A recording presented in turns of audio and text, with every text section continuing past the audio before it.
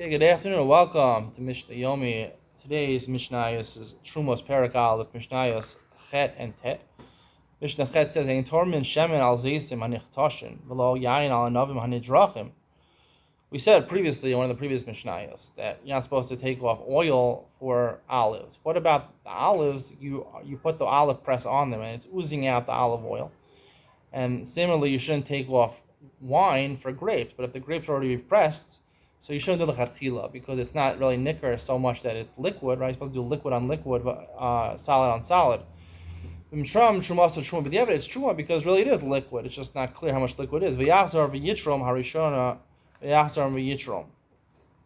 Midarabana, and they said you take truma off again a second time because it's not so nicker that you're taking off liquid for liquid. Harishona midamas b'fnei asma v'chayon chomesh. The first truma that you took off, right, is a truma midaraisa. Like we said, it's only the rabbanon. You say go take a second truma. So therefore, it's midamas if it's mixed in a mixture and it's not 1 to batal and 1 in 100. So therefore, it makes everything aser dimua. If you know it's truma and you ate it, right, you're chayiv b'shoge. You're chayiv to restore it to the kohen and pay a penalty of a chomesh. Avaloshnia. The second one's only rabbanon. So there's no penalties. And there's no dimua midrabanan. It's batal merov. Where it says ted v'tormin shemen shal zeisim al zeisim anechboshim. Even though we said you're supposed to take up liquid on liquid, if you have olives that are being pickled, right? So then you could take off olive oil and olives that are being pickled because it's not the zaysim are not being shamor, they're not being used for their olive oil. They turn into just a different fruit. It's not the same thing anymore, right? The reason you can't take off olive oil on olives is because olives are going to be processed into oil.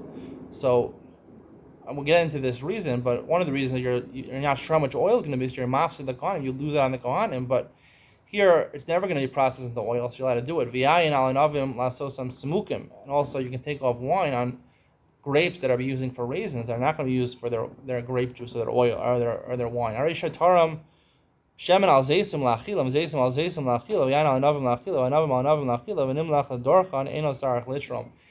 If you decide, like in this Mishnah, where you're allowed to do lechatchila, you're allowed to take off olive oil for olives that are made to eat. You can pickle them to eat the olives, or grapes that are made for raisins that you're going to eat the grapes. And you took off truma already, and then you decided, okay, afterwards the pickled olives, I want to press them and get the oil out. Or I want to squeeze out the juice out of the raisins. I know it's possible to squeeze it out. Since at the time you took off truma, your intention wasn't to press them for their oil or for their wine. So therefore, you don't have to make a truma. It only goes at the present time, and therefore, afterwards, you're not responsible again to take a truma again. The first one is valid for the Evid. That'll be the end of today's shir. Join me for Ian on Mishna coming up next.